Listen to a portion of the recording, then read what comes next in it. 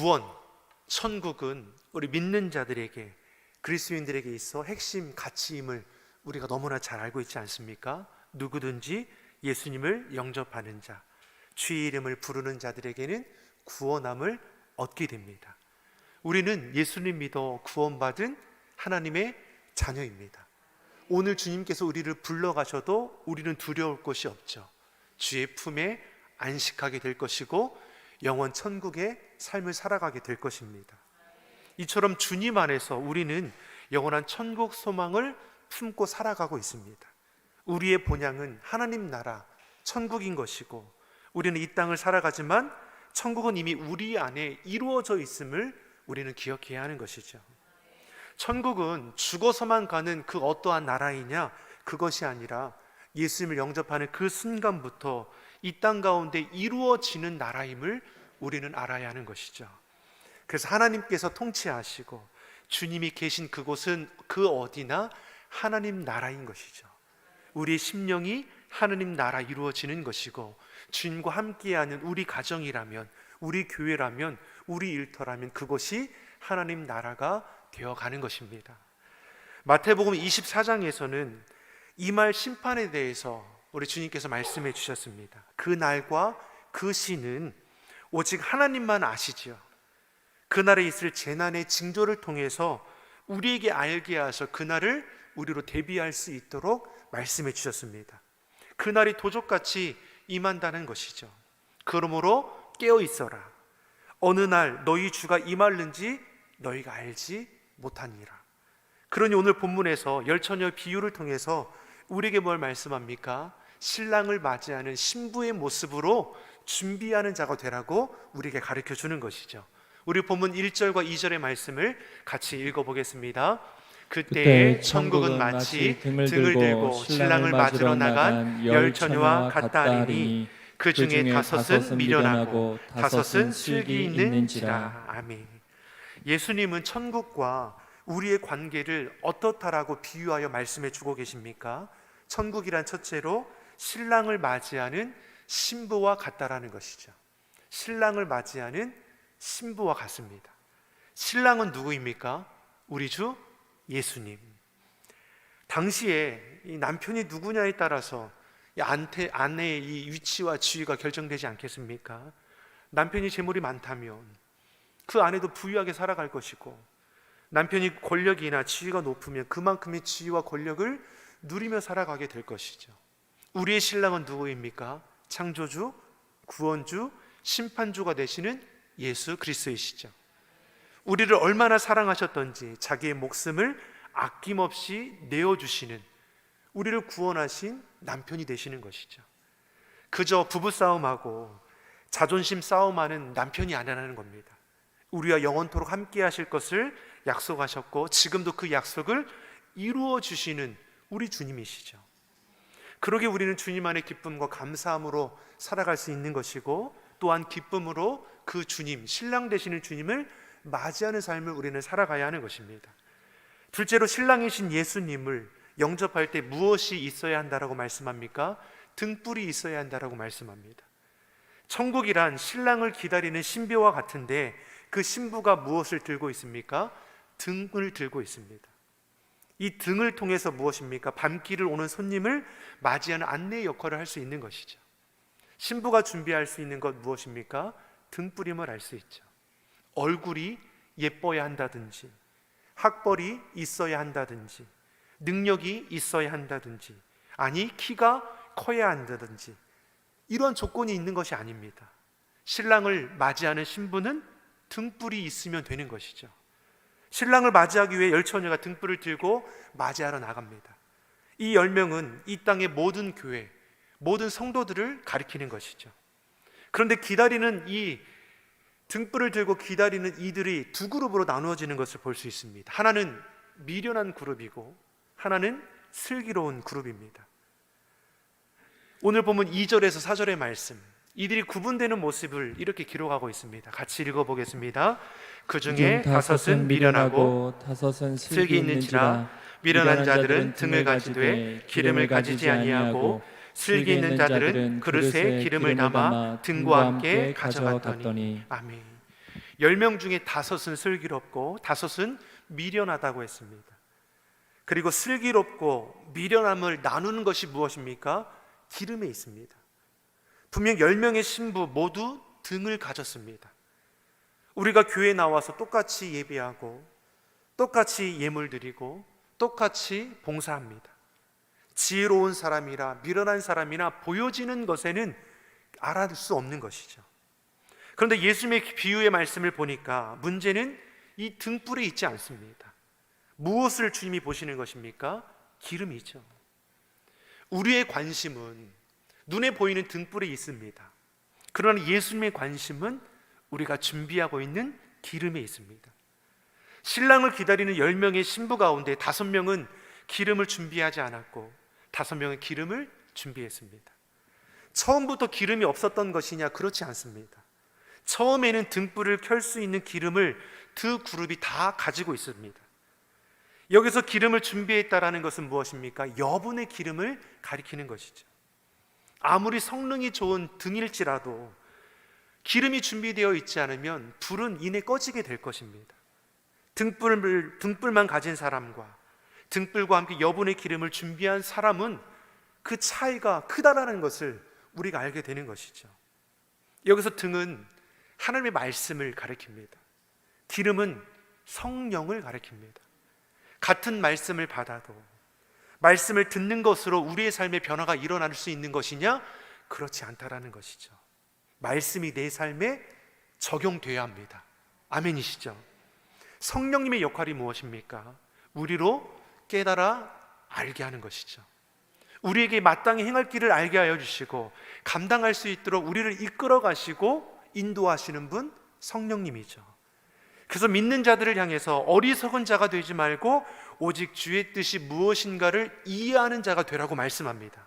이를 위해서 오직 성령의 충만함을 받으라, 이렇게 우리에게 말씀해 주는 것이죠. 성령은 눈에 보이지 않습니다.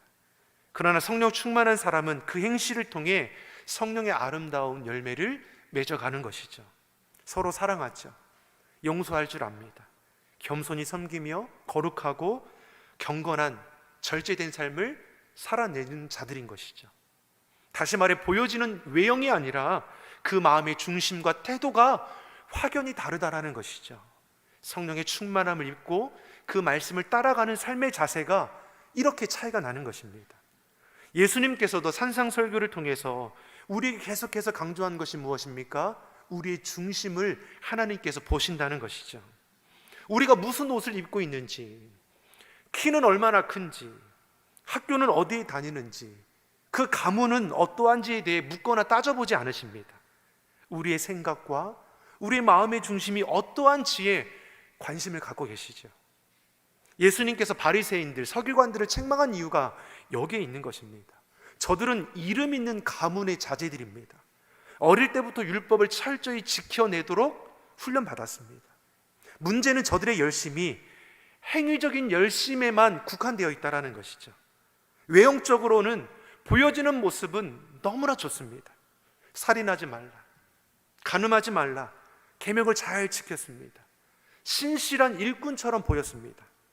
그런데 주님이 저들의 중심을 살펴보시니 저들의 중심은 어떠합니까? 완악하고 폐악한 모습만이 가득했다라는 것이죠. 그러니 저들을 향해서 예수님께서 하신 말씀이 무엇입니까? 사람을 실제로 죽여야만 살인죄이냐, 육체적인 행위로 간음을 해야만 간음죄가 되는 것이냐, 마음으로 짓는 죄도 똑같은 죄라고 말씀하시죠. 형제를 향해 나가라, 분을 내고 형제를 비방하고 판단하는 것도, 마음으로 음욕을 품는 것도 똑같은 살인죄고 간음죄라는 것이죠. 사람은 겉보기 괜찮으면 괜찮은 줄 압니다. 그러니 보이는 것에 집착하는 것이죠. 저 사람이 나를 어떻게 볼까? 그래서 꾸미는 것이죠. 그래서 가꾸는 것입니다. 그리고 겉과 속이 다르면서도 마치 괜찮은 사람처럼 포장하는 것도 무엇입니까? 외형적인 것으로 얼마든지 속일 수 있는 것이기 때문이죠. 그러니 보여지는 것에 집착하게 되는 것이죠. 그러나 우리 주님은 우리의 내면을, 우리 마음의 동기를 살피십니다. 천국을 기다리는 신부에게 필요한 것은 보이는 등불에 있는 것이 아니라 그 등불을 밝힐 수 있는 여분의 기름이 준비되어 있는지를 살피시는 것이죠. 5절의 말씀을 보니까 어떤 상황이 펼쳐지게 됩니까? 5절의 말씀을 우리 같이 읽어보겠습니다. 신랑이 더디움으로 다 졸며 잘세. 신랑을 맞이하기 위해서 신부가 나가지 않습니까? 그러니까 이 신부들은 어떤 생각을 가지고 있습니까? 어느 때 정도면 신랑이 오시겠지라는 생각을 가지고 있는 것이죠. 그런데 문제는 무엇입니까? 자신이 생각하던 그때에 신랑이 오지 않는 것이죠. 더디 오는 데 있습니다. 신랑이 언제 오는지 아무도 알지 못하는 겁니다. 그날은 천사도 모르고 아들도 모르고 아무도 모른다는 것이죠. 사람은 자기의 생각과 경험과 지식에 맞춰서 기대하죠. 계산하는 겁니다. 10명의 처녀들도 신랑이신 주님이 오실 시기를 대략적으로 짐작하고 계산해서 이때쯤 오시겠지 하고 맞이하러 나간 것이죠. 그리고 그때까지 필요한 양의 기름을 준비한 것입니다. 그러나 하나님의 시간을 우리가 어떻게 알 수 있겠습니까? 하나님의 방법을 우리 육신이 있는 자들이 어떻게 깨달을 수 있는 것입니까? 그러니 나의 생각과 나의 방법과 나의 기대와 나의 열심과 내 중심적인 이 고집들이 우리는 꺾어져야 하는 것이죠. 신앙생활할 때도 마찬가지입니다. 하나님의 말씀을 판단하는 자가 되어서는 안 되는 것이죠. 우리는 말씀 앞에 순종하는 자가 되어야 합니다. 아멘이시죠?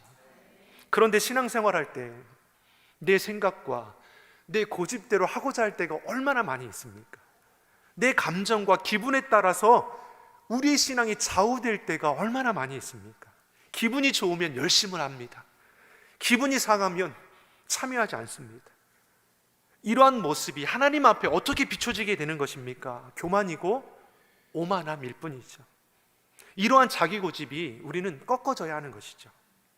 사람들은 나름대로의 다 자기 고집과 교만함이 다 있습니다. 특히 남자들은 이 꺾어지지 않는 자존심, 소위 이런 표현 써서 죄송합니다. 똥꼬집이 다 있다라고 하죠.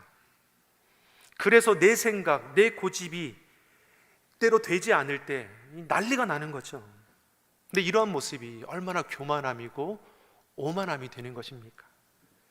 신랑이 더디 오면 신랑이 약속을 위반한 것이 되는 겁니까?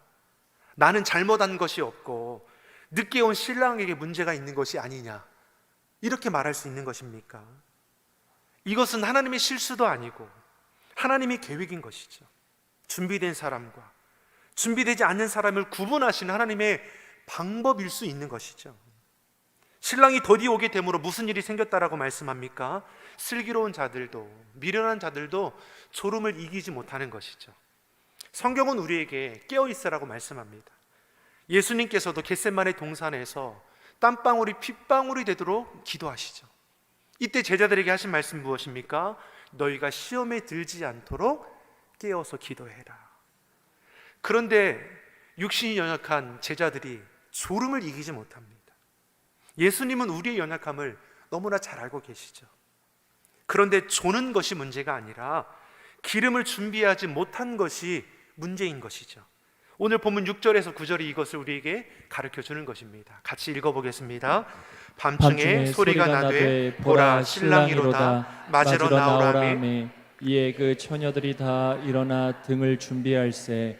미련한 자들이 슬기 있는 자들에게 이르되 우리 등불이 꺼져가니 너희 기름을 좀 나눠달라 하거늘 슬기 있는 자들이 대답하여 가로되 우리가 너희의 쓰기에 다 부족할까 하노니 차라리 파는 자들에게 가서 너희 쓸 것을 사라 하니. 아멘. 졸고 있을 때 신랑이 온다라는 소리를 듣게 됩니다.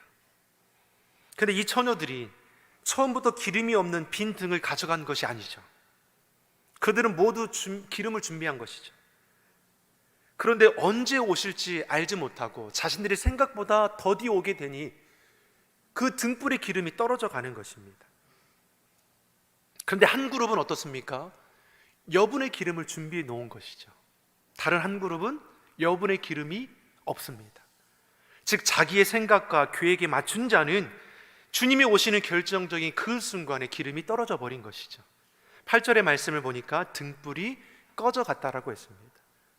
본문 말씀에 우리는 중요한 메시지를 발견하게 됩니다. 기름을 준비하지 않은 처녀들은 시작을 잘못한 것은 아니지만 자기 생각과 방법을 과신하는 데 문제가 있다는 것이죠. 신앙이란 시작도 중요하지만 그 과정도 중요하고 그 마지막도 중요한 겁니다. 젊을 때 열심을 다해서 예수님을 잘 믿고 섬기는 거 잘하는 것이죠. 그러나 정말 귀한 것은 머리가 백발이 되어도 예수님 안에서 살아가는 것이 더 귀한 것이죠. 자신을 과신하고 또 자기의 생각과 판단을 과신해서 기름을 적당히 준비했던 사람들은 주님이 오신다라는 소식에 당황할 수밖에 없는 것이죠. 그러니 어떻게 합니까? 기름을 준비한 다른 신부들에게 나눠달라고 요청하는 거죠. 그런데 나눠줄 수 있는 그 기름의 양이 되지 않는 겁니다. 그러니 어서 가서 기름을 사오는 것이 빠르지 않겠냐 물어보는 것이죠. 그러니 미련한 다섯 처녀는 어떻습니까? 지금이라도 얼른 가서 기름을 사려고 출발하는 것이죠. 10절 11절의 말씀 이어서 우리에게 뭘 가르쳐주고 있습니까? 같이 읽어보겠습니다.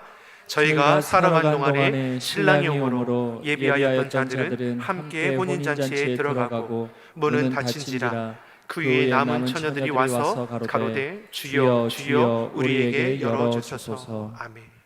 기분의 여분을 준비한 슬기로운 다섯 처녀는 신랑 되시는 주님과 함께 혼인 예식에 들어가지만 준비하지 못한 미련한 다섯 처녀는 혼인잔치에 들어가지 못하죠.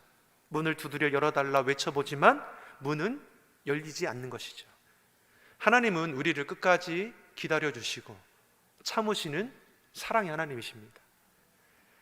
기다리고 참아주실 때 우리는 미루지 말고 주님 안에 거하는 삶을 살아야 하는 것이죠. 결정적인 순간이 오면 문은 닫혀지게 되는 것입니다. 그날의 닫힌 문을 계속해서 두들겨 보지만 닫힌 문은 열리지 않는다라고 했습니다. 그리고 닫힌 문 안에서 들리는 소리가 무엇입니까? 본문 12절의 말씀을 같이 보겠습니다. 12절입니다. 대답하여 가로되 진실로 너희에게 이르노니 내가 너희를 알지 못하노라 하였느니라. 아멘. 하나님은 사랑이시죠. 우리를 끝까지 참아주시고 기다려주십니다. 그러나 정하신 때가 되면 구원의 문은 닫힌다라는 것을 우리에게 말씀하시죠. 그리고 그때가 지나면 아무리 구원의 문을 열어달라고 애걸복걸해도 더 이상 구원의 문은 열리지 않는다는 것이죠. 그것은 마치 하나님께서 노아 당시의 사람들에게 120년의 기회를 주셨지만 노아가 방주로 들어간 후에 그 방주의 문을 친히 하나님께서 닫으신 것과 같은 것입니다. 미련한 다섯 처녀는 신랑 맞을 준비를 소홀히 함으로 기다리던 혼인잔치에 참여하는 축복을 영원히 놓치게 되어버렸습니다. 사랑하는 성도 여러분, 다른 거 다 잃어버리고 놓쳐도 구원의 문제만큼은 우리가 무엇과도 바꿀 수 없는 것이죠. 그런 13절에서 우리에게 뭘 말씀하는 것입니까? 13절의 말씀 같이 보겠습니다. 그런즉 깨어있으라. 너희는 그날과 그 시를 알지 못하느니라. 그러니 본문의 결론이 무엇입니까? 그런즉 깨어있으라. 정신 차려라. 그날이 오늘일지라도 너희는 부끄럽지 않은 하나님의 자녀된 자가 되어야 하는 것이죠. 정신을 차리고 무엇을 준비합니까? 등과 함께 기름을 준비해야 하는 것입니다.